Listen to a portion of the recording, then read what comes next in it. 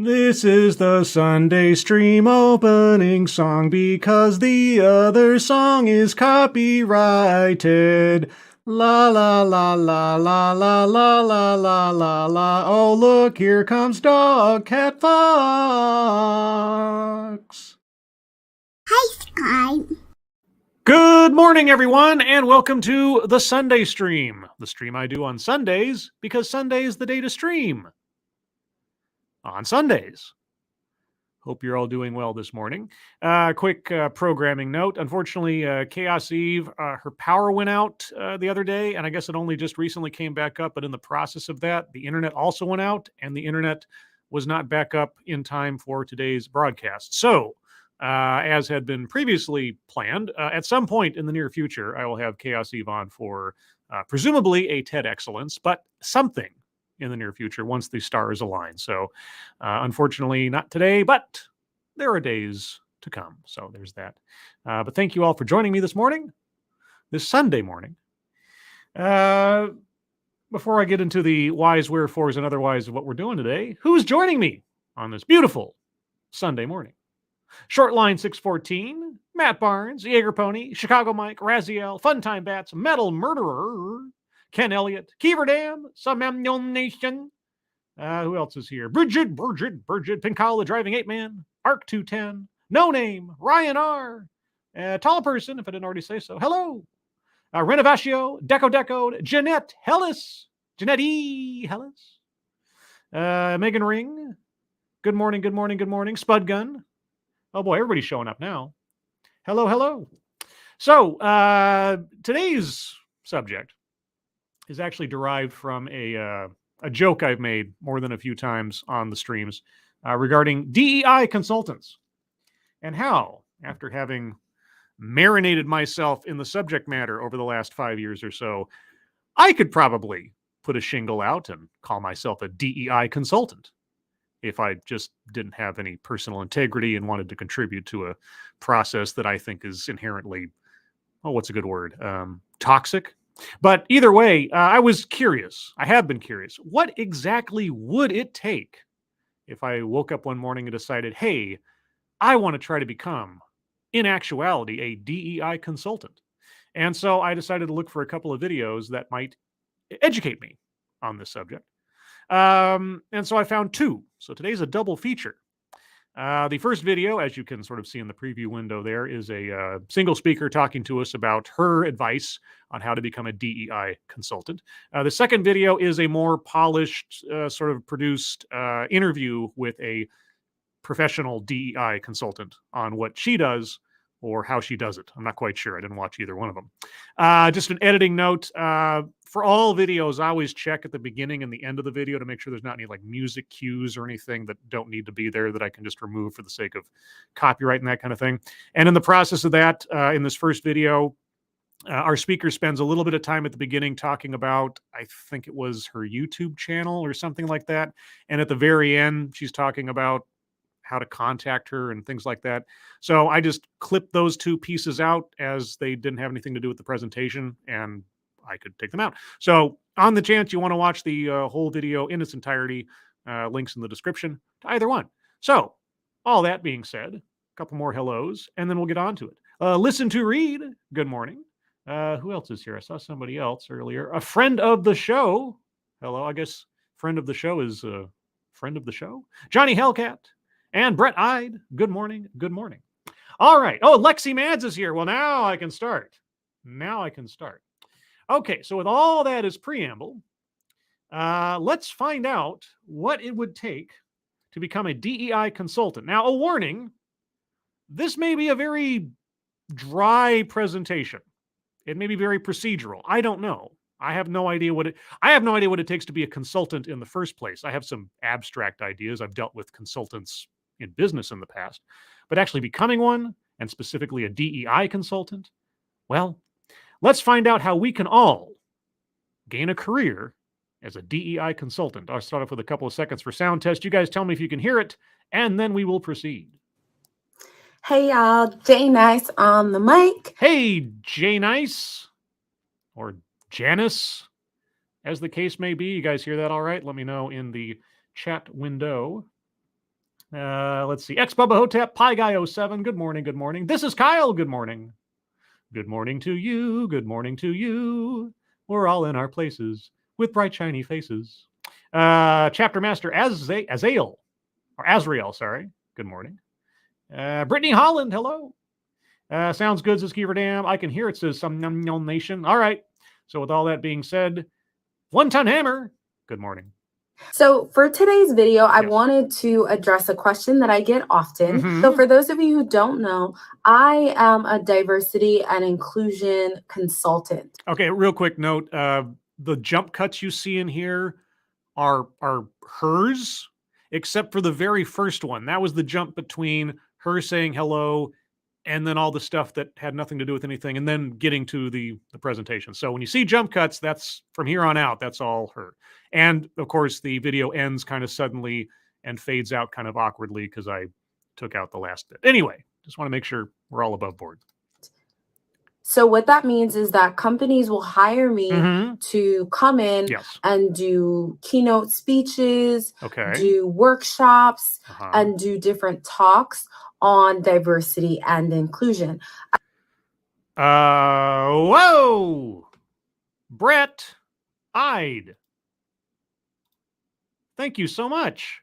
That is, as always, ridiculously generous of you. Thank you so much. Whoa, okay. Winky smiley face. I'll see you behind the store after the show. I don't know. Thank you, Brett. Oh my gosh. Thank you, Bubba Hotep, only because I can't catch you live very often. Well, you need a pretty fine net to catch me because I'm wily like that. Holy cats, guys. Thank you guys so much. Thank you. I have only one reaction to any of that. Wow. Wow. Yeah, thank you guys. That's ridiculously generous. I appreciate it very much. Thank you. Yes, well, okay.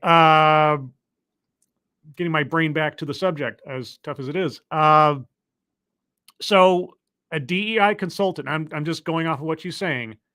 You go in, you do keynote speeches, workshops, and presentations and such on diversity and inclusion. That's what a consultant does.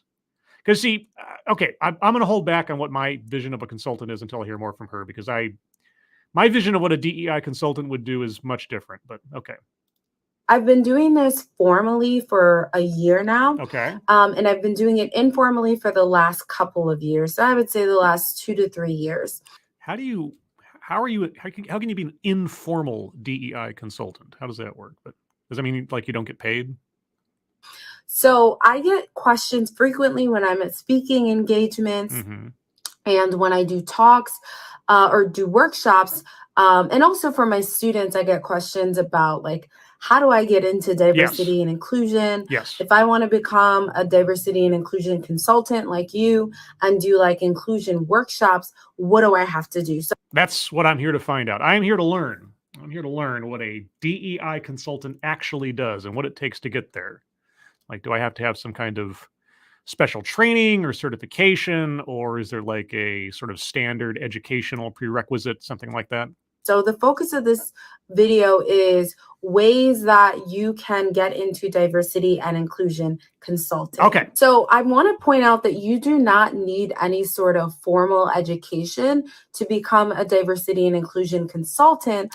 I am shocked. Actually, I'm not shocked at all. If you, and I know many of you have, listened with me to many DEI consultants in the past, on a consistent basis, I've asked myself out loud and otherwise, do you have to really know anything to call yourself a DEI consultant? Answer seems to be not really. Although it does help a lot. Yeah. Well, I'm pretty sure that if you can put on your business card some kind of formal credentials of a college education or and maybe like a BA, maybe, business administration or Bachelor of Arts in something, or something where you can an MBA, accounting, anything, even a PhD, even if it's a doctorate in something completely different. That probably helps in selling your credibility. but it's not required. Okay. So many of you know this already, but I have a PhD in organizational psychology. Oh, okay. Now, see, now that even, despite that's a great credential, especially if you're talking about something like I'm going to go into a business and deal with something that, where they can leverage in that unconscious bias part of it and team building and stuff like that. Okay, actually, so in her case, that is a great that's a great credential to have on your record. And I think that helped me to get the theoretical base and background of diversity and inclusion. So I understand it from a research perspective, but I don't think okay. She needed a second there. It was absolutely necessary. I'm sure it's not necessary, but if nothing else, something like that gives you a credibility in that role that others probably wouldn't have.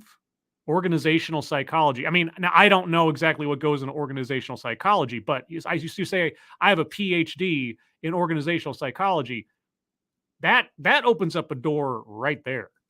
For me to get my PhD, for me to practice diversity and inclusion consulting, I was under the impression that I did need my PhD before people would really take me seriously, because I tend to look younger than I actually am. So, well, again, having that kind of credential or any kind of professional or educational credential that you could,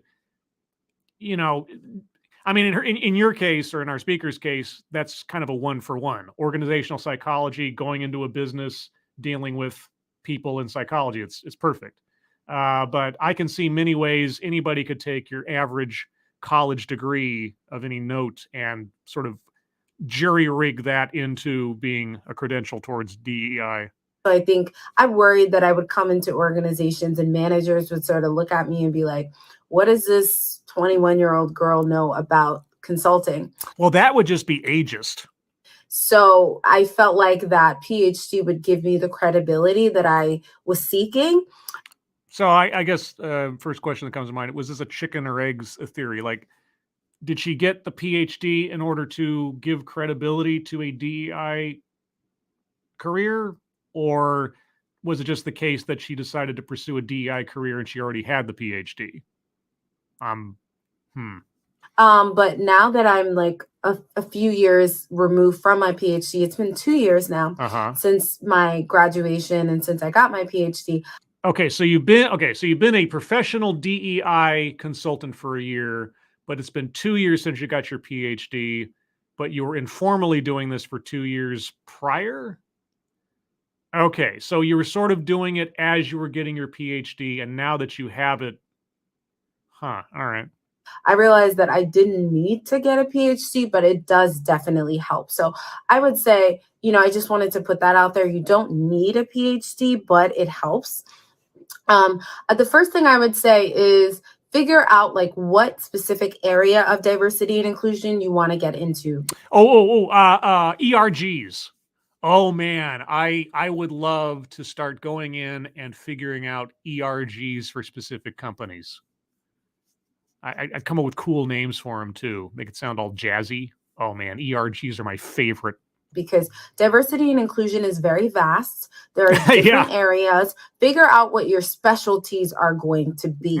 Are you going to focus on race and racial equity? Are you going to focus on LGBTQIA plus issues? Are you going to focus on gender equity? Are you going to focus on cultural competency? Ooh, cultural competency. We've looked at that before. Cultural competency. That's where you can only you have to associate your examples to the specific culture you assume to be possessed by your audience. That's one of the things I learned from cultural competency, especially in elementary schools. Thank you, Johnny Hellcat. You don't need a PhD. Trust me, I'm a doctor. I mean, that is interesting. That is interesting because, and maybe this is just sort of my mercenary mindset. If I was giving advice to people on how to enter the industry in which I was a member of, and if I had a credential that elevated me to, a an area of prestige that most people wouldn't have. I don't know that I'd be advising potential competitors to get into the market and oversaturate it with the idea that they don't need to do anything else to start. But again, maybe that's just me. Thank you, Matt Barnes. PhD piled higher and deeper. It really all depends on a PhD in what, and a PhD alone doesn't necessarily say anything. A PhD is sort of a starting point. Like, what has this person done? Have they done any research work? Have they made any publications on whatever it is they're talking about? And again, first and foremost, what is it a PhD in, and how is that applicable to whatever the situation? These are the questions you have to ask. Just the title of doctor doesn't mean much anymore all by itself, or it shouldn't, I should say. Okay, well, anyway, what's my focus? Race, orientation, gender, cultural competency. All right, well, let's say I pick my focus. Then what do I do? In fostering a more culturally understanding workplace. So there's so many different areas of diversity and inclusion that you can focus on. Yes. And I think that in order to be successful, you really have to figure out what specific area of diversity and inclusion you're going to focus on, and then think about what your skills are. What area I want to focus on and what my skills are. Okay. Thank you, Chicago Mike. Damn it, Jim, I'm a doctor, not a PhD. Isn't it something like he only said a line like that or similar to it like 4 times throughout the entire run of the show or something? It just, talk about a catchphrase. Yeah, something like that. It was some ridiculously low number of times that he ever actually uttered words to that effect in the series, but it just became his thing. I love it. Okay, so pick my focus and understand what my skills are. Okay, well, my skills, I got to start making a checklist after we're done here. Okay, focus, skill set, okay? Are you really good at giving talks and speeches? Leave it up to the audience to tell me that one. And so I've been thinking about creating, which I probably will do, a video on how to get paid speaking opportunities. Oh man, I got to look at that one at some point. If she has that up, I don't know if she does, but once she gets that one up, that's the one I got to look for. Because man, if I can get paid to talk. Oh wait. Because this is a question that I get sometimes. So you have to think about where your strengths lie. Are you a really good speaker? Yes. Are you really good at data analysis? Because you could create and design surveys for organizations and then assess and analyze the surveys and then tell the organization basically what the survey results mean. Okay. What kind of surveys, and I don't know if she'll answer this, if I were to be a DEI-focused consultant, what would I be surveying the workforce for? If my focus is, I don't know, race, if my focus is orientation, if my focus is gender. I can't imagine what I'd be polling the workforce about in those instances. So you could do that. Yeah. You could give keynote talks. You could do workshops. So I would say figure out what areas of diversity and inclusion you would be, really good at and what your focus is going to be. And then think about what specifically are you going to be doing? Are you going to be doing workshops? Yeah. You're repeating yourself now. Okay. Pick my focus. Okay. Let's see. How about I pick gender? Okay. Because gender, well, I guess depending on who we're talking to, it's not necessarily a binary thing anymore. But and also I'm male, so I'm probably I probably have a toxic outlook. Okay, well, how about orientation? Well, I mean, I'm straight, so I can't. Race? Oh boy, I got a hill to climb there, don't I? I'm not in any position to talk about race or racism. Maybe I'm not cut out for this. Are you going to be doing trainings and all of that? And then research and think about, what sorts of activities are effective in trainings. And well, no. Okay. A workshop on what? An example, like if I was to do a workshop on what and to reach what goal? Training, what kind of training? I mean, specifics. I need details.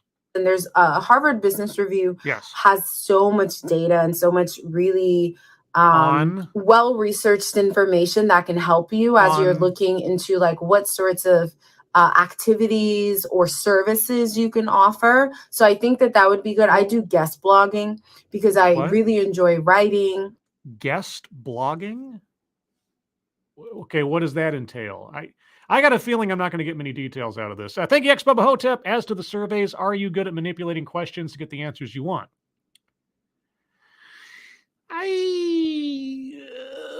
I am certain that I possess many abilities that, when leveraged in the wrong direction, could lead to evil ends. I think that's true for most of us.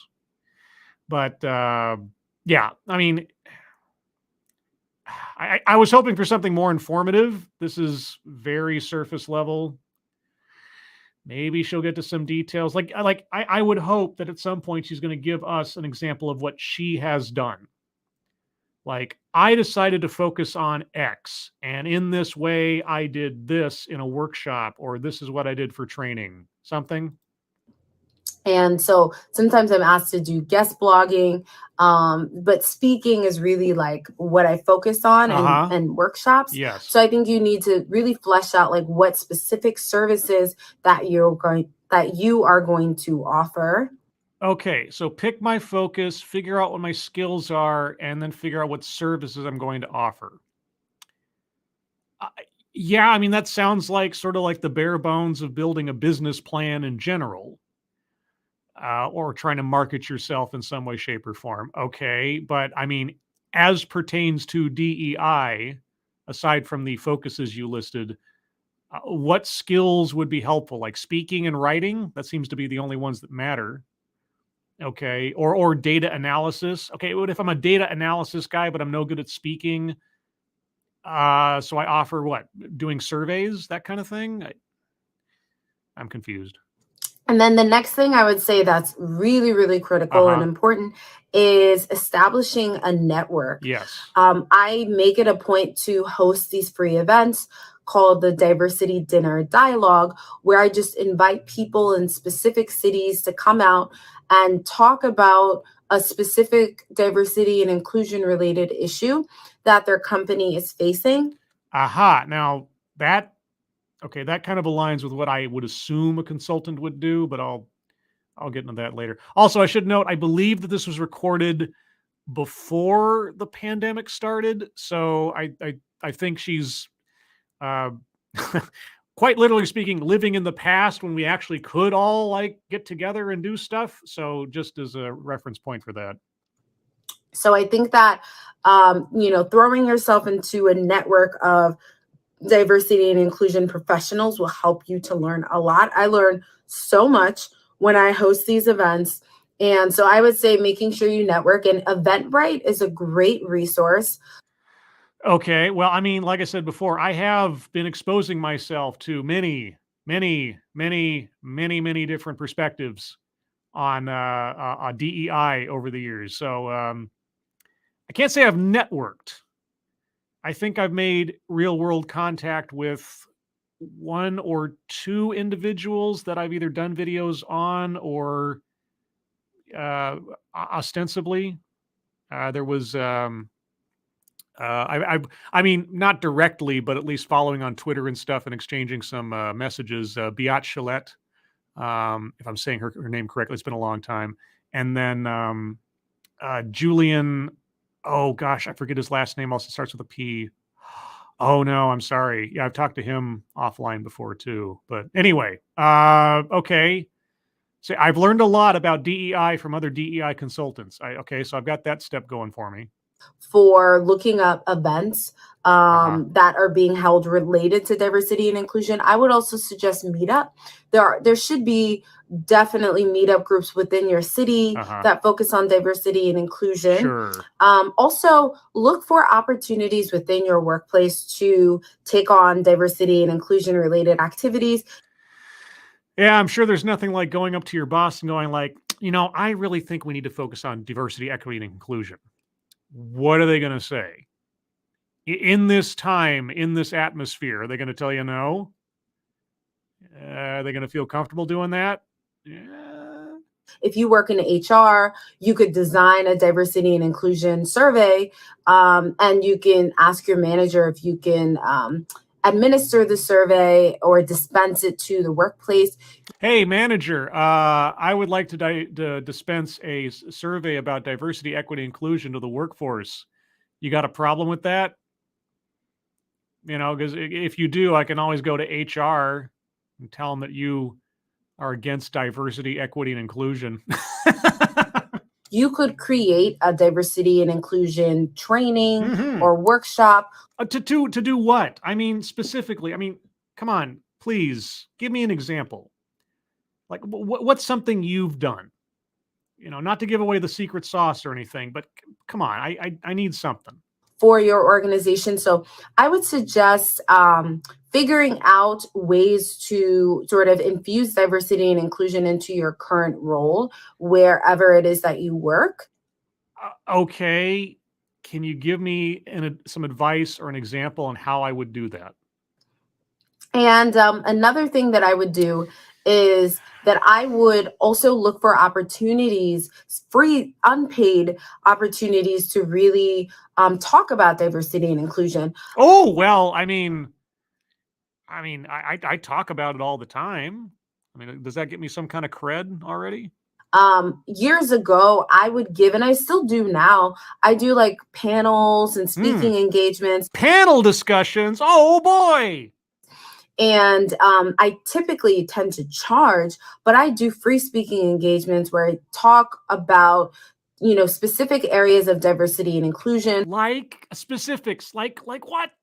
That I feel like I've studied and I've researched and I have value that I can bring to an audience. So I would say that taking advantage of any opportunity you can to really talk about diversity and inclusion, or to do diversity and inclusion related work within your organization.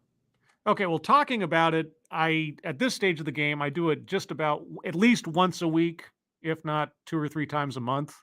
So I got that going but in my own workplace, I don't see the need. Oh, that probably discounts me from ever being a diversity, equity, and inclusion expert, huh? If I don't see the need. Oh, sorry. No, I'm actually, I want to become the first diversity, equity, belonging, inclusion expert. I want to become the first Debbie expert. That could sound dirty, depending. Can be a really good way to get your feet wet and figure out, like, is this something that I really want to do? Because what may happen is you get your feet wet and you get some experience doing diversity and inclusion related work, and you realize this is not what I want to do. Why wouldn't you? It's all for the betterment of people. Why wouldn't you want to do something that has 100% beneficial return to society? So that's a possibility as well. So I would say look for every and any opportunity to speak on specific diversity and inclusion related topics. I'm not getting anything. Okay. Visit podcasts. If you have an opportunity to speak on podcasts, that's also a really good opportunity to sort of get yourself into the industry. Yeah. There's no action plan. There's no like, okay, here's how you set up a workshop, or this is what a workshop should attempt to achieve, or this is the kind of training that you do. Talking about diversity, equity, inclusion, if that's all that's necessary, man, nice work if you can get it, I guess. If you enjoy writing, I would also suggest creating content around diversity and inclusion. Creating content around DEI. I think I can do that.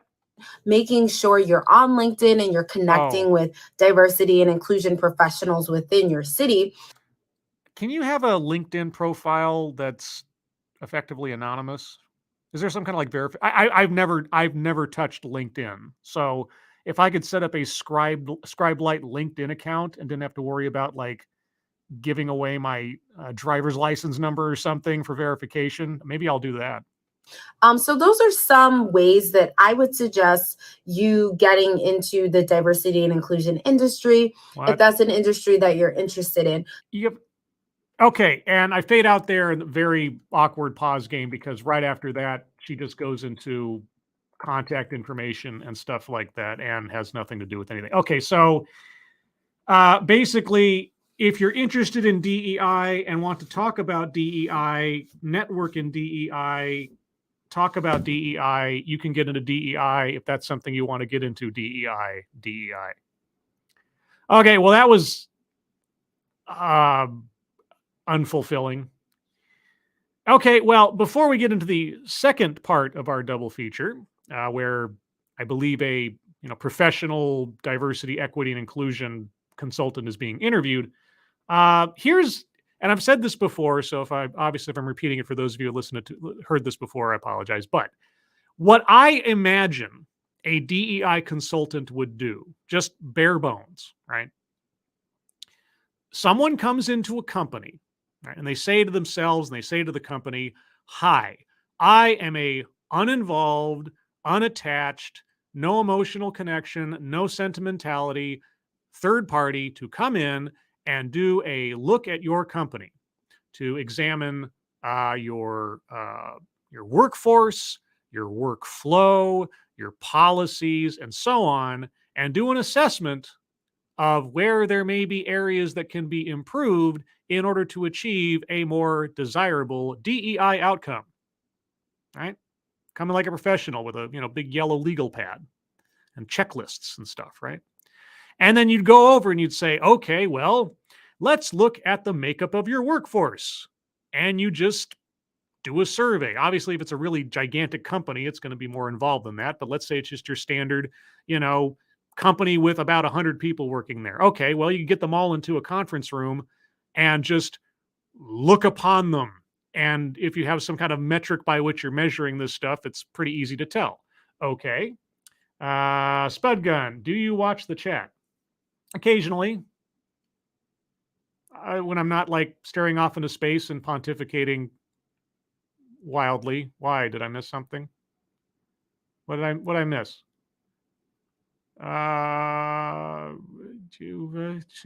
Okay, what am I supposed to say here? Okay, I don't know. Spud Gun, what did I miss? You tell me. I'll keep an eye on the chat while I'm talking now. Anyway, so yeah, you go in there and you do an assessment on what is going on in the company. And you ask the managers, okay, well, what are your goals? My super chats. Did I miss a super chat? I apologize if I did. No, I saw. Did I miss one? I read the one from ex Bubba Hotep. DEI in one easy step, no cost. Don't be a dick. Well, I guess, okay, let me make sure I get this stuff up here. There we go. There's Spud Gun's advice. DEI in one easy step, don't be a dick. Basically, you would hope, but that's not enough. You see, I have to go into your company and I have to justify some big payday from the amount of time and effort I'm putting in. So go in, ask the management, what are your goals for DEI? And if they just put it into my hands, I will set the goals for them. And so then that's what I think a consultant does, right? They are a subject matter expert of some kind. They come in, they assess the company for that thing. They report back to the managers. Here's where you're missing X, Y, Z. And here are the steps I think you should take to do PDQ. And that's what a consultant does, relatively speaking. So with DEI, like I say, survey the demographic population of your workforce, decide or, judge the effectiveness or the lack of diversity or whatever, and then tell them, hey, you need to work on this. And they say, well, how do I work on that? How do I change the makeup of my company on the basis of demographics without, employing some kind of discriminatory practices? And then you say, I can't tell you that. That would be, I don't, that's the part, that's the one big question mark mystery that I have in my head as to what a DEI consultant does. What happens when you get to that stage where you have to start recommending actions to solve for the problem specifically of diversity? Because of all the big three in there, the one that really holds within it the biggest risk to civil rights violations is the diversity step. That's the one spot that I'm always the most curious about. What does the DEI consultant or the DEI executive officer in a company, what do they do and or say behind closed doors to solve for the problem of a lack of diversity, quote unquote? Maybe our next speaker will tell us, or at least hint to it. Okay, so up to the second part of our double feature. Again, this is an interview with a actual DEI consultant. So let's learn something more so than what we learned before. Oh, but first, you don't need to have a degree in anything to become a DEI consultant. All right, well, let's say you already are one. What should you do? My name is Russ Thomas, and I'm on the channel development team at the Predictive Index. Okay, Russ, nice to meet you.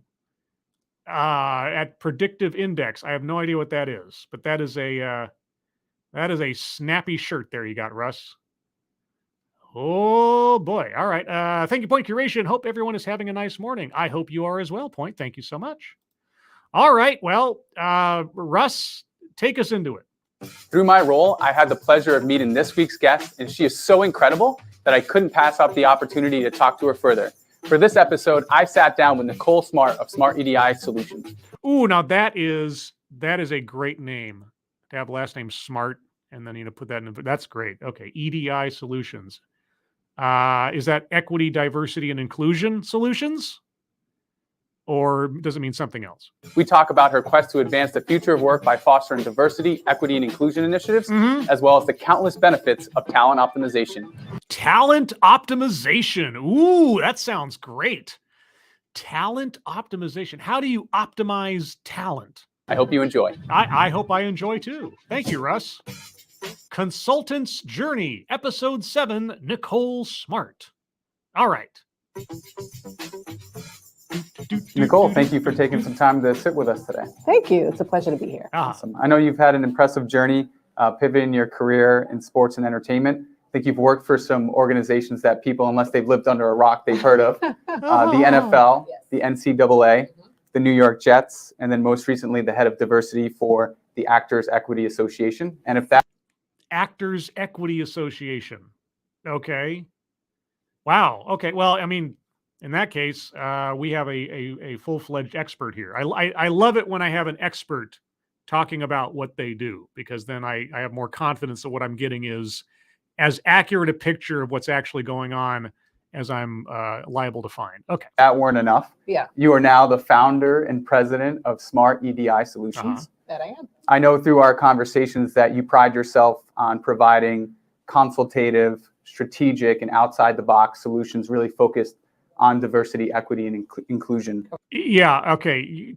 Be more of an advertisement. I mean, if we were using the bingo card on this one, sales pitch for product or service. Okay, all right, yes, okay. Get to the meat, please. Right. Yeah, so today I want to take some time to talk about how a consultant can accurately assess a client's business at talent optimization, as well as the role that diversity plays in building that competency. Oh boy, okay. All right, technical, specific, shop talk. All right. Tell me true. How does one do this? What do you do? What are the steps? What's required? So as a consultant, Yes. what I have done is something really fascinating where I have pretty much merged my passion of diversity and inclusion from a consulting perspective and added the tech piece to it by adding Predictive Index as a part of my business model, where Predictive Index provides a talent optimization solutions infrastructure. I don't know what Predictive Index is, but this is obviously a back and forth back scratching. It's like, okay, I'll talk about your business and I'll tell you how I use your business to help me. Predictive Index, is this some kind of like algorithmic AI data analysis thing or something? I have no idea. That essentially gives me the ability to help clients build a business strategy to Uh-huh. drive results. It's Mm. data driven, and it's Uh-huh. done through assessments, Uh-huh. cognitive and behavioral assessments.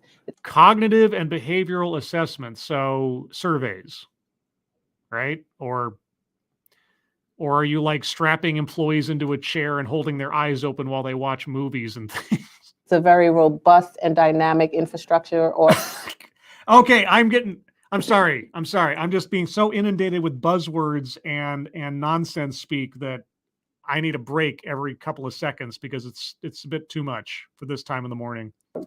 platform that can be used to really assess your workforce, your Uh-huh. hiring strategy, Yes. how to build dynamic Yeah. Uh-huh. teams when it comes to culture, when it comes to fit, when it comes Uh-huh. to Fit. Okay. leadership development, executive coaching, Uh-huh. Uh-huh. and how to essentially succeed in what you do. Yeah, that's essentially it. It's just all right. Do I have any hope we'll get some specifics? Hope springs eternal. So this adds another element of what I do when it comes to the business of diversity and inclusion. Okay. Absolutely love Yes. it. Yeah, teams that Absolutely love it. She said nothing, but absolutely love it. Yeah, especially since she's making use of your company's product somehow. row together, win together, as we like to Uh-huh. say. Yeah. Exactly. So to help a consultant assess a client's company, we actually built a diagnostic tool which allows us to probe into the pain points and allows consultants like yourself to be able to work on those areas for improvement. Boy, this is just one big back and forth advertisement, isn't it? So throughout this calculator, we ask consultants to kind of rate their clients in the different disciplines. Rate their clients. And the lowest level, level 0, means minimum competency. And the highest level, level 3, is maximum competency. Competency in what?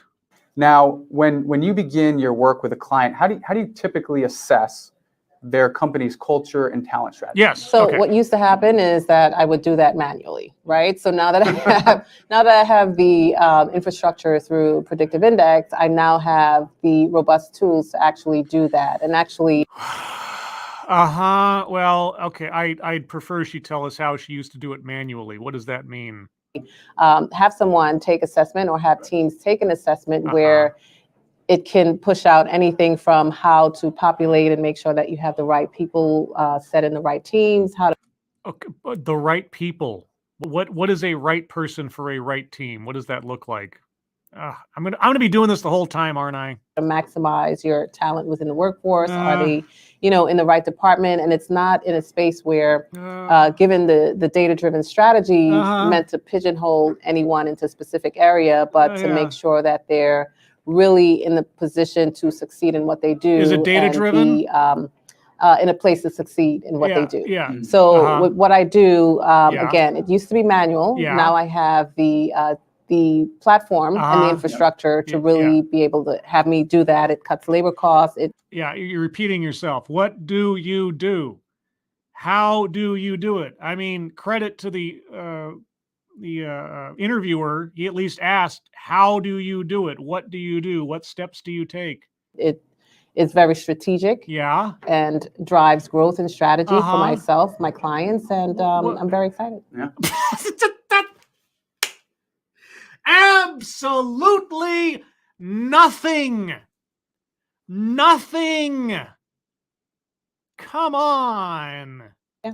Also sounds like it probably gives you some hours back in the day, which I'm sure Absolutely. you appreciate. But how can you possibly say that? I used to do it manually. What is it? I'm having flashbacks to this week's TED Excellence. What is it? What did she do manually that is now being done programmatically? What? As well. Absolutely, yeah. So after consultants actually fill out this calculator, their client is given a maturity level. And if they're a level 0 maturity level, that's representative of something that's chaotic. So key characteristics could be they're undisciplined, there's low talent aptitude, there's a lack of structure, and it's very reactive. Regarding what? Chicago Mike, thank you so much. Word salad space taken. Yeah. If we were doing a TEDx, boy, oh boy, we'd probably have about at least a bingo and a half by now. Just what all the buzzwords, all the nonsense, lack of context, on and on and on. Okay. Competency maturity level 0 is chaos. Give me an example. Or in other ways, it's like dealing with a teenager, Yes. right? Not always is fun. What? On the flip side, we have level 3 maturity, which is really the desired state. Those are organizations that are agile. They're able to pivot on a dime. Give me a contrast. Pick one of the things that you would be assessing and tell me what a 0 looks like on the ground in the office space, and what does a 3 look like on the ground in the office space. I need contrasting examples to have any idea of what you are talking about.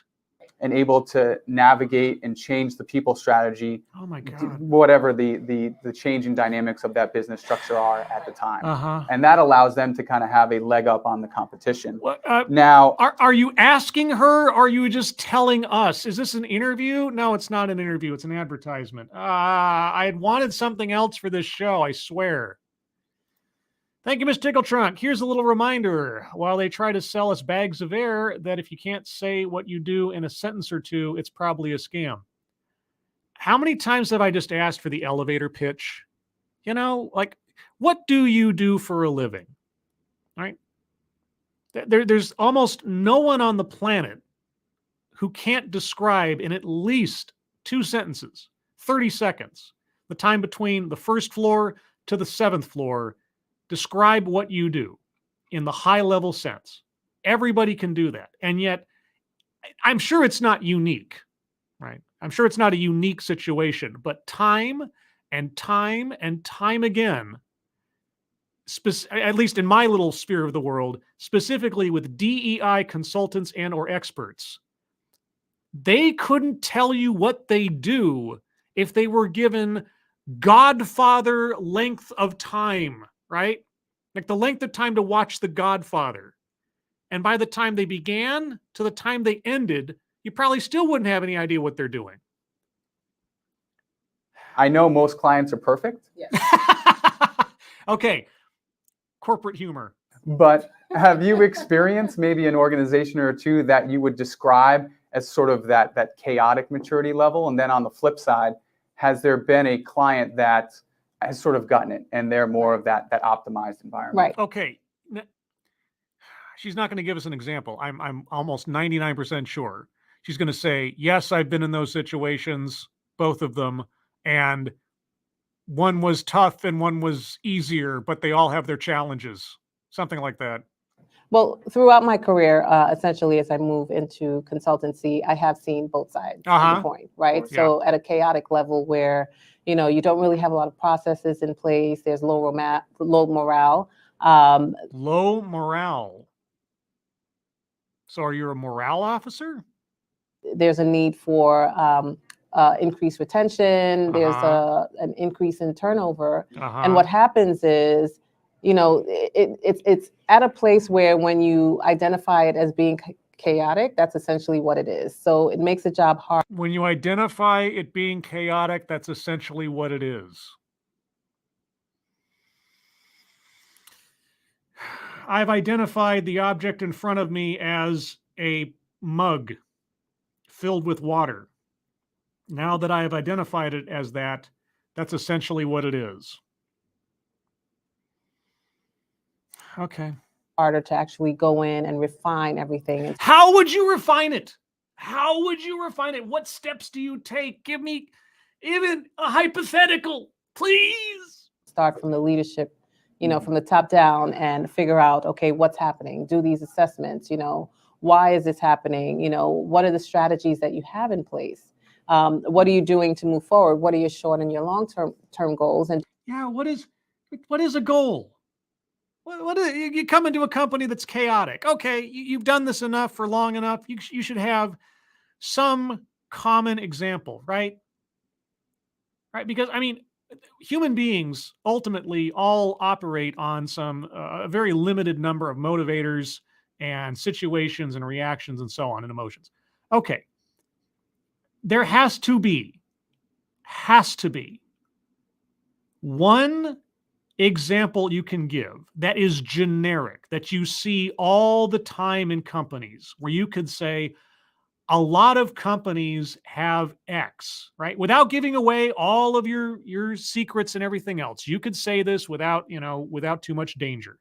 I see in a lot of companies, for example, this kind of behavior or this kind of policy. And that always gives me a clue that there's work to be done, because this policy means this. And so what I do is I go to the leadership and I say, how about we try this? And then I show them what the ultimate benefit is of altering their perspective on this policy that is so common among so many companies. Why is that so difficult? Do you have the right people in place to actually execute what you're trying to do? Right. So on the optimal level, what I've seen is that in the space that I'm in, from the diversity and inclusion perspective, as a consultant, as an executive, a lot of companies and organizations are striving to be on that level when it comes to setting systems, strategies, processes in place to really execute what they're trying to do and really drive those results. What results? Results of what? What are they trying to do? That level of what? Right. So I've seen, again, both sides of the coin. Yeah. But the good news is that people are striving for that, because when you look at D&I, when you look at talent optimization, it's a business imperative. It's the way to go. You know, you look at the changing face of America, where people are working longer. You have 5 generations in the workforce. There are a lot of multicultural teams that are being placed to achieve a goal, work on a product. Yeah, imagine that. A team in a company being placed to work on a goal or a product. What? Thank you, Johnny Hellcat. If she doesn't explain it, is she a DEBI downer? Oh!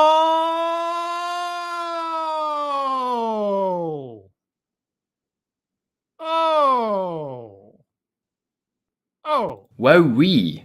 Wow. You get a wowie wow for that one. That was great. Thank you, Johnny. That was good. Okay. I've said this before too. At this stage of the game, I should not at all ever be surprised when I hear nonsense, undefined, unspecified nonsense from anybody. I mean, whether it's a DEI executive or a teacher or someone talking about restorative justice, anything at this stage of the game, right? But this is always where my brain goes. I am looking at someone I have never seen speak before. I come into these things with the tiniest spark of hope that I'm going to learn something new, hear something different. Perhaps today is the day when someone's going to say something I hadn't expected, or I'm finally going to get a straight answer. And so my bewilderment, my befuddlement with what I'm being provided isn't because part of me doesn't understand that this might be par for the course, but it is a befuddlement based on the fact that this is someone new to me. And I'm being disappointed by an individual, right? A new individual in my life. And they're disappointing me all on their own. An objective, a strategy, whatever that looks like, but what are the processes and what are the systems that are in place to make sure that everyone is not just in the room with, let's say, a diversity of thought where they're bringing something different in, but diversity of thought. No, that's not enough. They're able to work together and be in that inclusive space to achieve what needs to be done. So I've seen it on both sides of the coin. Yeah. And you, I know you've seen it on both sides. Okay. Will anything happen in the next 3.5 minutes? Anything? No, absolutely. And you bring up some good points. Does she? Does she bring up some good points? All she did was repeat back to you the substance of your question and said nothing of specificity. That she brought up some good points? Where? Thank you, Chicago Mike. Scribe, you just described insanity. I know. Here's the big secret to my channel, guys. It's one big rubber room, and I'm bouncing off of it. Every time I do a stream, it's another collision with the wall. And I'm hoping this time I'll escape into the fresh air. But somehow it never happens. Every time. Companies have challenges. You mentioned earlier just a lot of lack of awareness. You know, a lot of things being done manually, not knowing that there's a different way to go about this. Different way to go about what? What is a manual process? What's a manual process that your product solves? So just give me that. Give me that, okay? What value add does your company bring to the DEI consultant job? Can you at least give me one of those? And as you talk about potentially with some organizations, 5 different generations in the workforce. Oh my gosh. I mean, that's going to present some interesting challenges. Yeah, because that's never happened before. And we believe, very, very clearly here at PI that. Wait, what is that? Wait. What does that have to do with anything? 5 generations in the workforce. What is that? What does that mean? I mean, I can think of what it might mean, but what does that actually mean to you? Okay. I mean, if you have 5 generations working in the same company, I'm sure there's something interesting going on there. But in the workforce, like writ large, so what? You know, if I'm working at company X and my dad and my son and my grandfather are all working at different companies, so what? What does that mean? If a company is not achieving their business results, it's usually because of the people.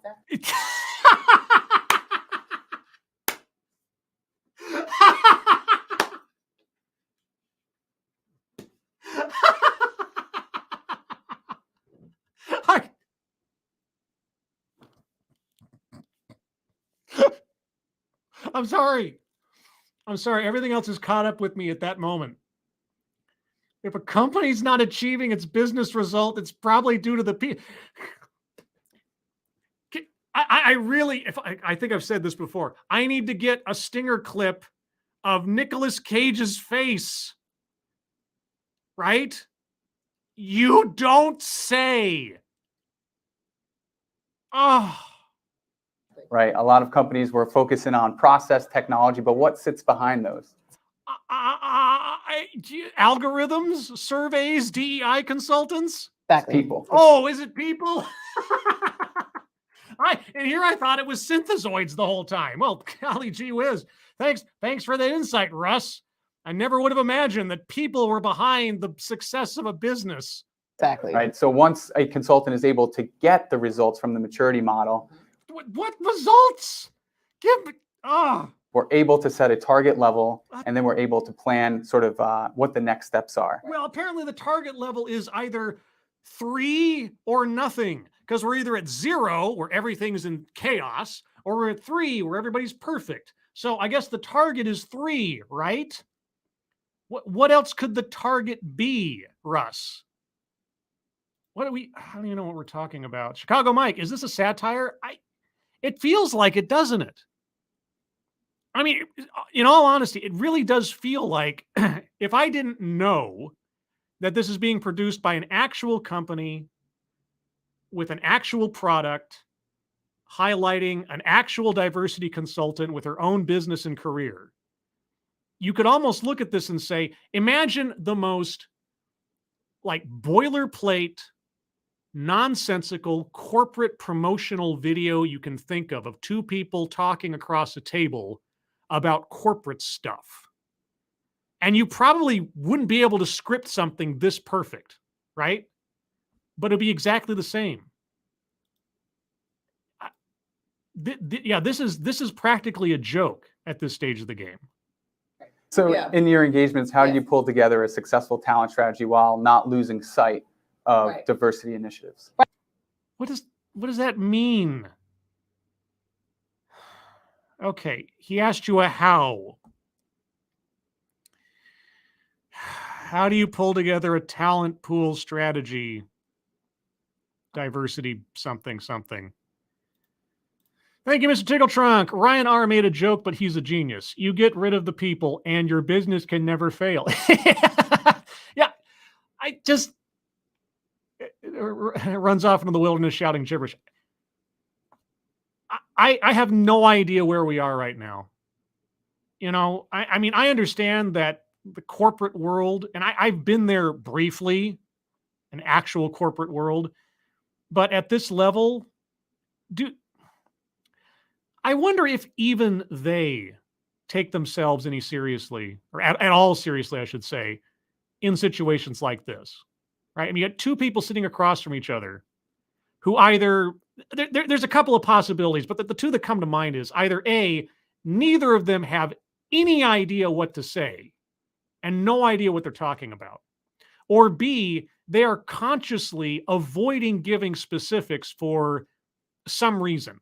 Like maybe intellectual property or something, or like I said before, they don't want to give away the secret sauce or how they do it, or maybe there's even some sort of, you know, actual altruistic sense to it. Like they're so scared of divulging any confidential information that may be pertinent to companies they're working for that they can't help but couch their language. There's a whole bunch of possibilities, but all the same, back and forth, one to another, as each person says something next. I wonder if these two just sort of go to say to themselves, yeah, we're not saying anything. I wonder if they're at least aware of that in the process of this. Right. So it's very easy to not do that because when you look at the workplace, the workforce, it's all about people and they're not going anywhere. You know? I don't know. If you decide that somebody's not diverse, equitable, or inclusive enough, if you're advising companies on how to restructure their workforce to achieve DEI goals, are you sure they're not going anywhere? I'm going to back up a little bit because I want to get his question back in there too. Sorry, I'm going to make sure I cover all the bases. Good points. Companies have challenges. You mentioned earlier, just a lot of lack of awareness. Yes. You know, a lot of things being done manually, Right. not knowing that there's a different way to go about this. And as you talk about with potentially with some organizations, 5 different generations in the workforce, I mean, that's going to present some interesting challenges. Okay, if he's talking about like 5 generations in the same business or in the same company, okay, what he's not going to tell us. They're not going to tell us, but I'd just be curious to know what kinds of challenges do they either anticipate or suspect may be the case if you had 5 generations of the same family working in the same organization? Like I say, I can imagine some, right, off the top of my head. I can imagine quite a bit, as Han Solo said, but I would be very curious to know what their assessment would be of the challenges you might encounter with that situation. And we believe, very, very clearly here at PI that if a company is not achieving their business results, it's usually because of the people, Exactly. right? A lot of companies were focusing on process technology, but what sits behind those? exactly. It's people, Exactly. right? So once a consultant is able to get the results from the maturity model, we're able to set a target level, and then we're able to plan sort of what the next steps are. Right. Okay, if your maturity level is 1, your goal is 3, right? Ultimately. If your maturity level is 2, well, your goal is 3. If your maturity level is 0, your goal is 3. I mean, you can stagger your goals, obviously, but ultimately you want to reach the top, right? Let's see. Eric Peters says that's ageism. Well, I mean, okay. I could imagine if you had 5 generations of the same family working in a company, depending on the size of the company and how those individuals are distributed amongst the company in different levels and things, there might be dangers of nepotism. Okay. There might be dangers of, favoring someone over someone else, which of course isn't a problem that has ever been faced before in any company ever and forever. But now it's unique because 5 generations, I mean, when there were only 4 generations in a company, well, everything was on easy street, but now that there's 5, oh, well, now we have this problem. I don't even know what that means. Like I said, I can imagine, but I don't know. They won't tell me. Tell me. So Yeah. in your engagements, how do Yeah. you pull together a successful talent strategy while not losing sight of Right. diversity initiatives? Right. So It's very easy to not do that because when you look at the workplace, the workforce, it's all about people and they're not going anywhere. You know, you have people with disabilities, you have people who... There are people who aren't going anywhere, like people with disabilities.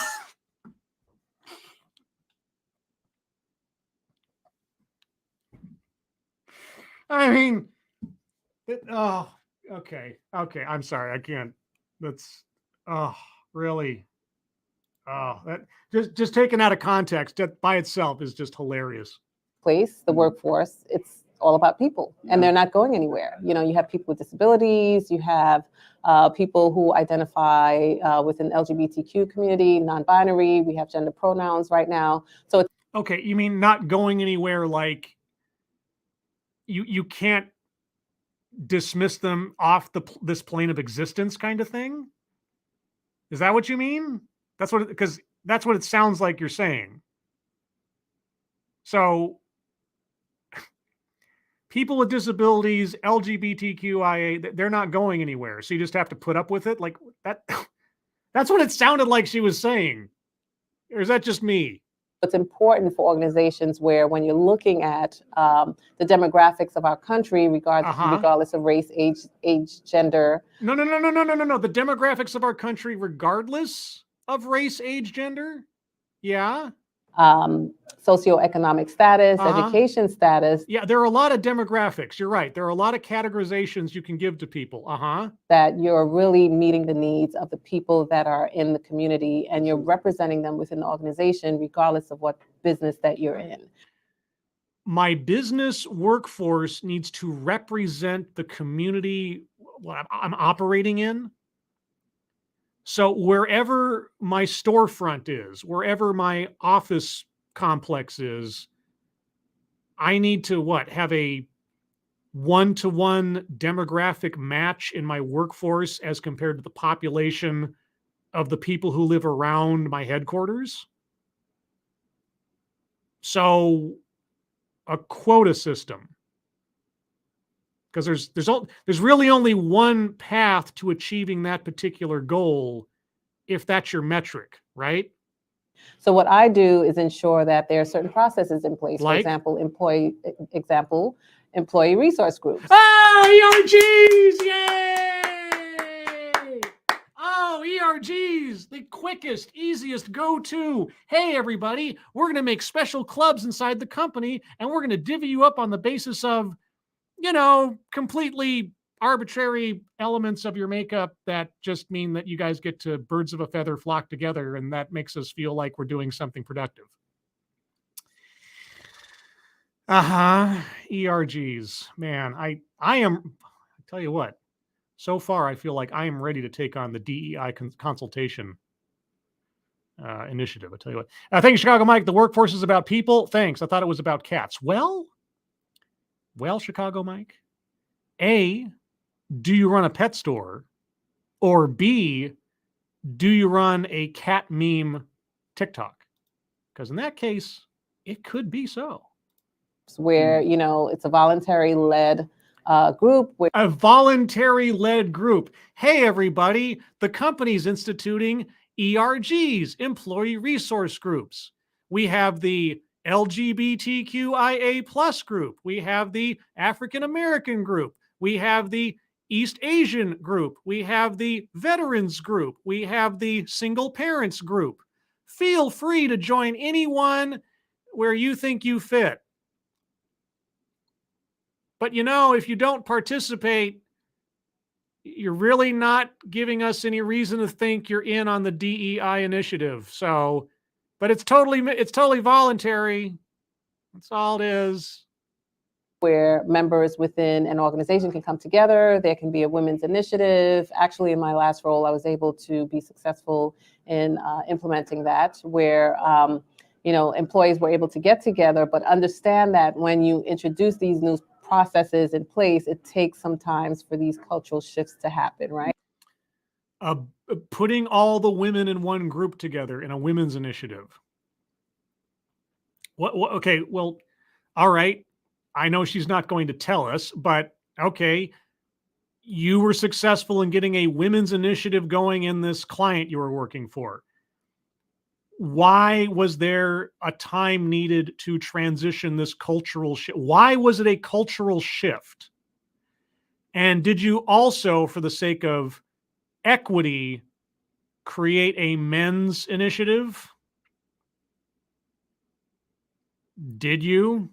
Right? Because anything that you do that's not a part of the norm will create change, whether What? Ah! Oh! The obviousness. Anything you do outside of the norm will create change. Oh my God. It's almost like behind the business success, there's people. the good or bad, but it's important to be proactive in managing that Like how? process. You know, How? when it comes to diversity recruitment strategies, Yeah. for example, when you have a job description, Yeah. it should be gender neutral. You know, you shouldn't have words that are focused on he and him. You know, it should be they, them. You know, that sort of thing.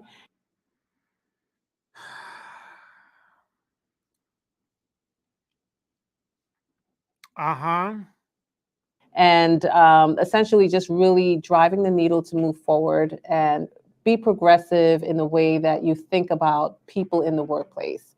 Be progressive about the way you think of people in the workplace. What does that mean? You know, I go by this mantra of humanizing the workplace, because when you're at work, people are just thinking of work and not necessarily people. I guess it all depends on the person and the type of work you're doing.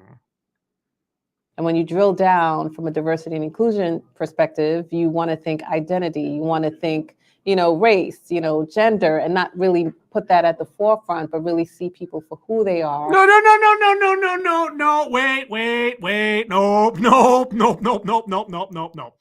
You want to see people as people, but you want to focus on identity, race, or gender. Now, okay, I'm backing up. I got to hear that one more time. Sort of thing.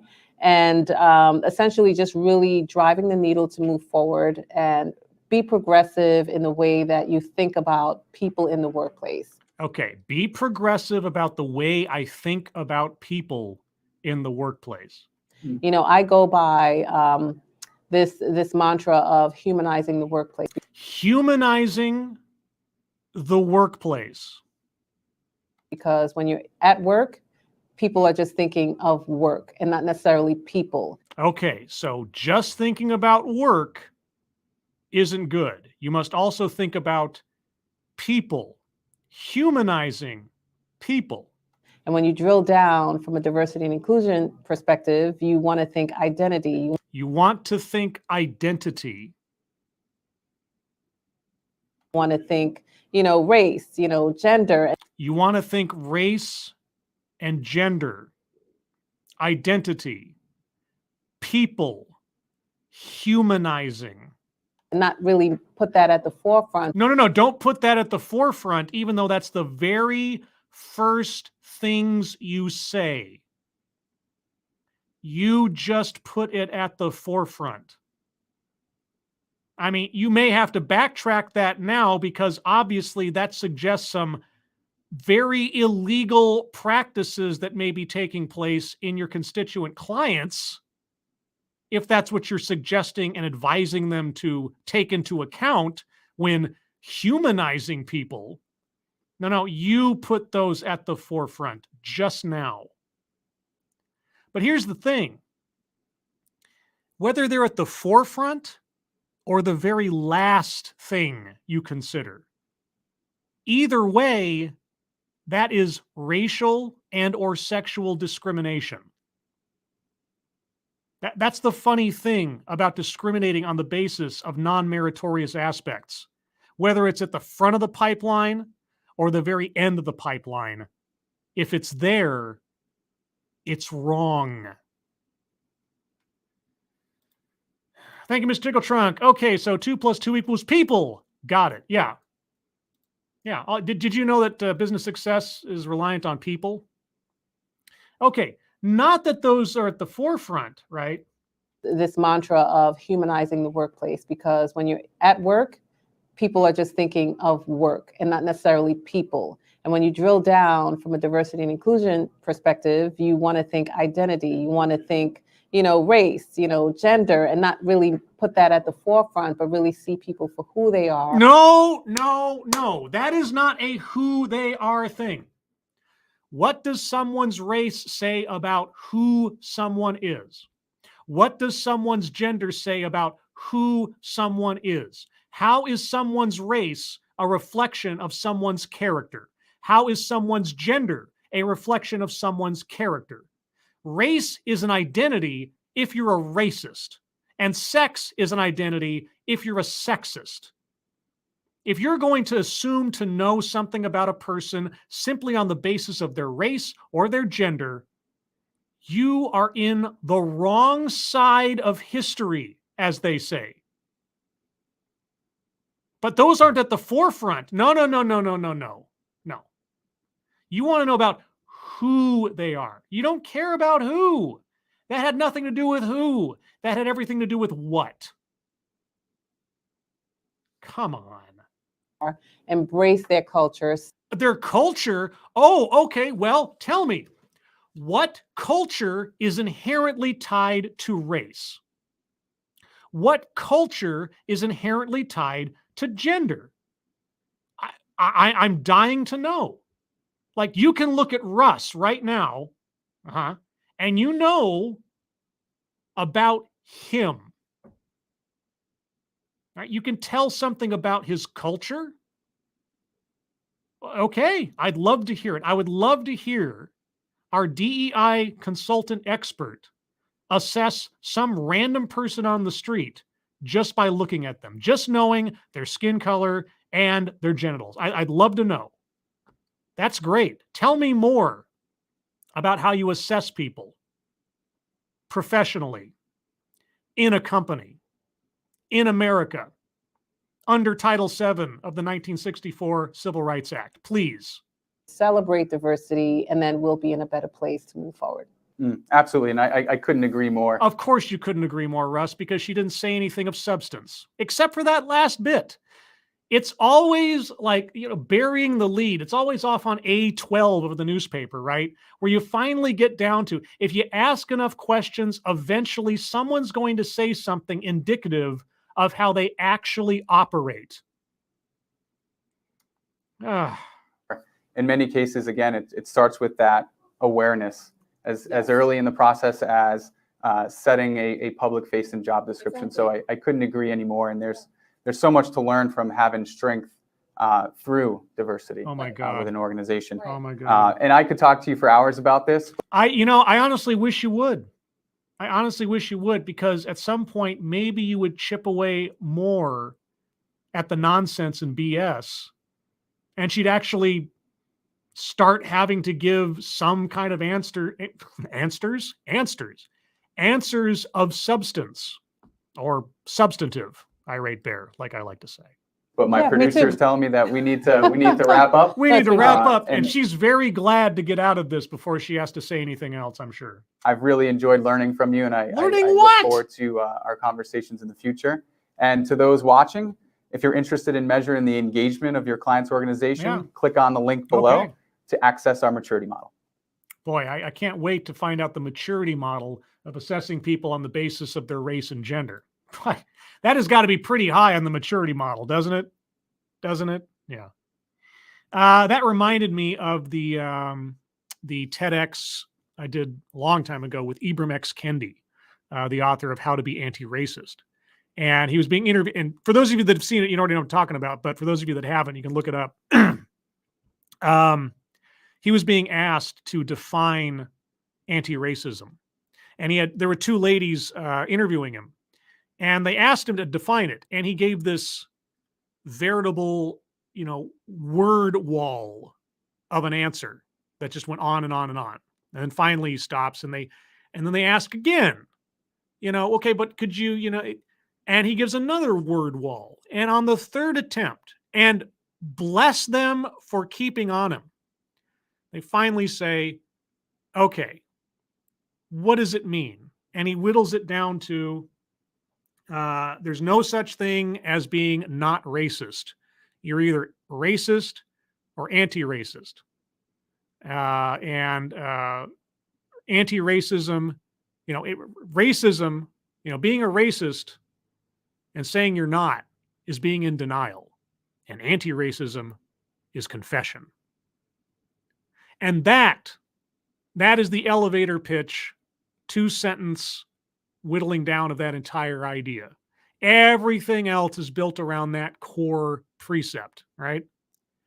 That's what you have to get to. That's what I hope with every one of these interviews or speakers or whatever else is at some point, they're going to pull back the curtain and give me that elevator pitch so I can understand what they're building all of this off of.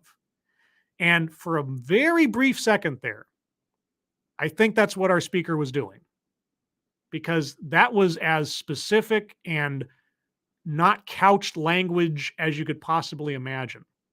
And the fact that she brings it up at all in that specificity, the fact that it's even something that she considers in the course of her job and her business and her advice to companies, means it's pretty key and it's pretty central.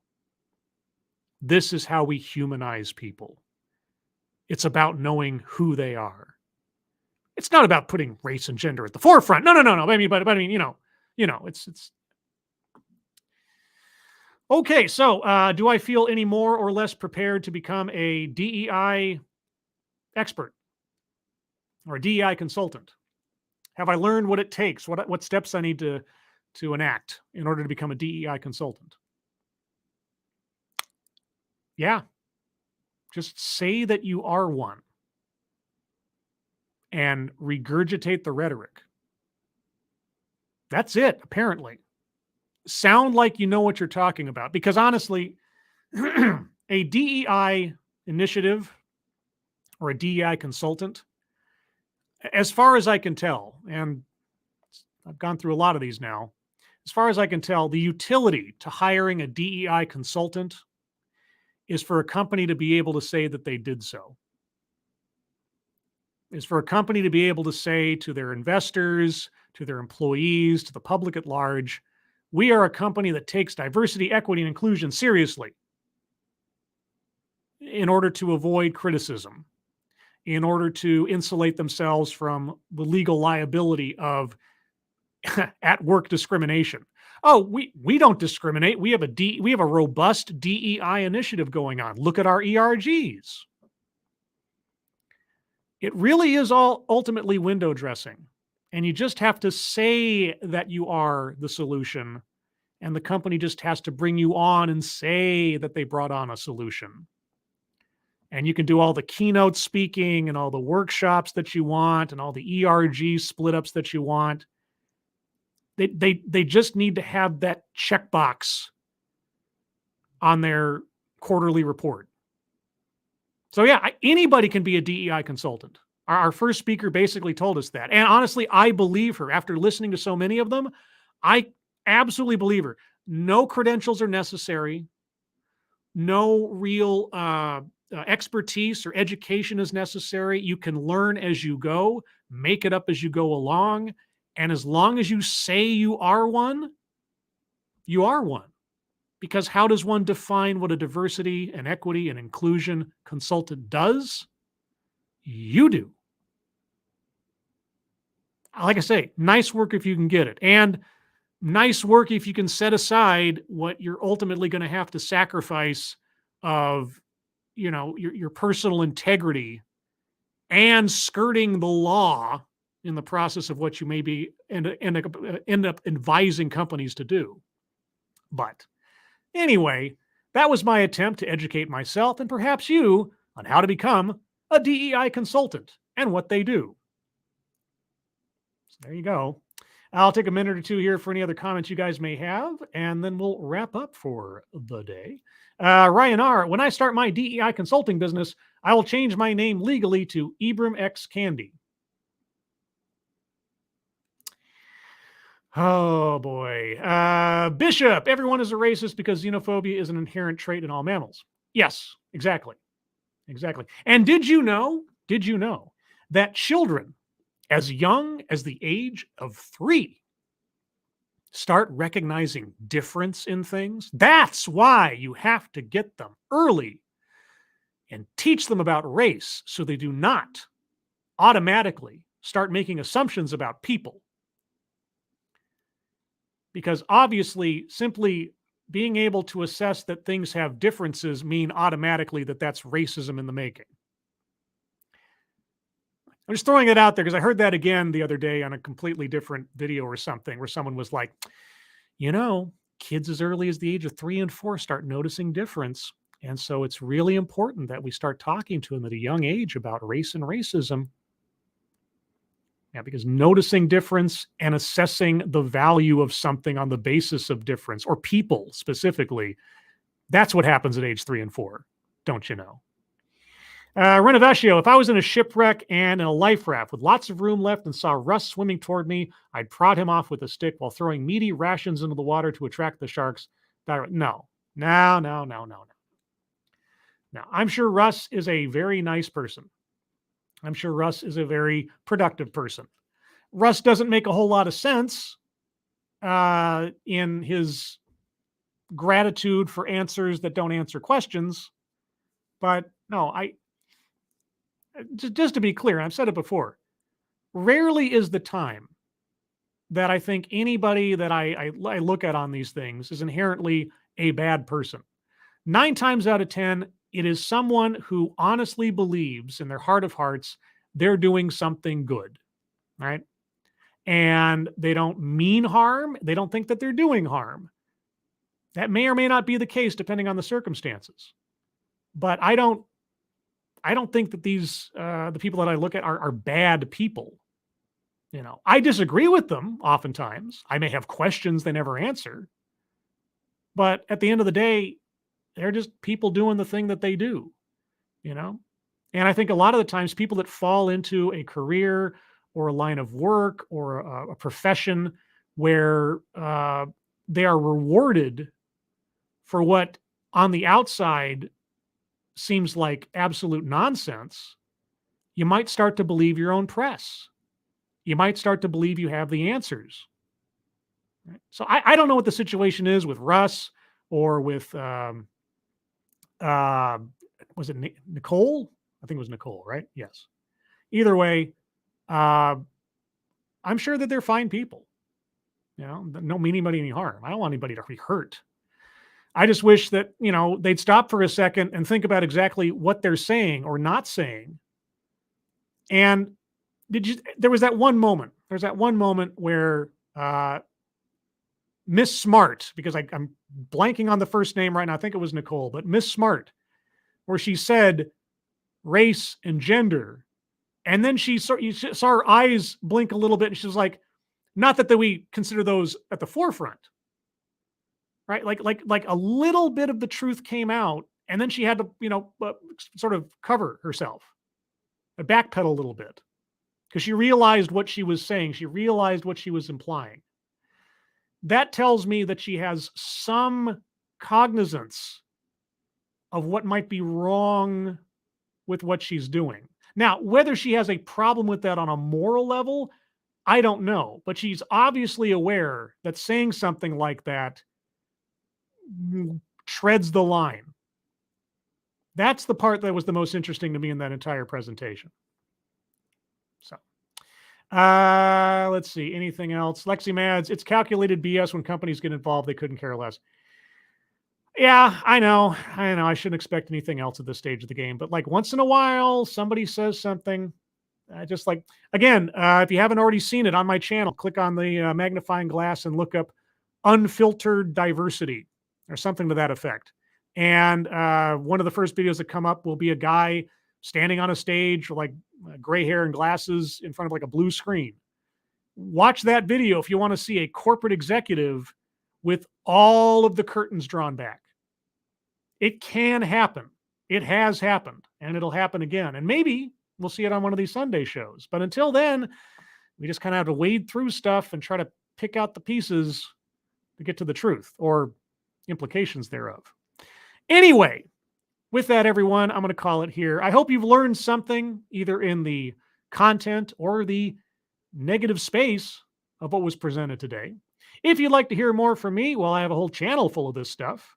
Plus, every Thursday at 6 p.m. Pacific, 9 p.m. Eastern, I do a show called TED Excellence, where I take a look at an off-brand TED Talk for our education and entertainment.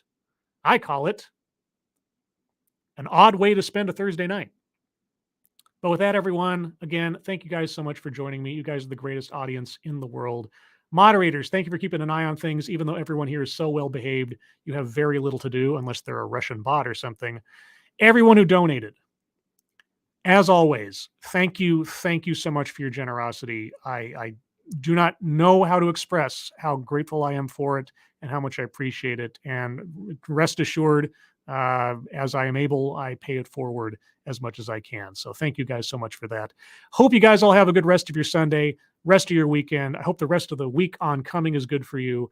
I hope you're all safe and well. If you are not well, please get well soon, and I'll see you on the next one. Take care, everybody. Bye-bye.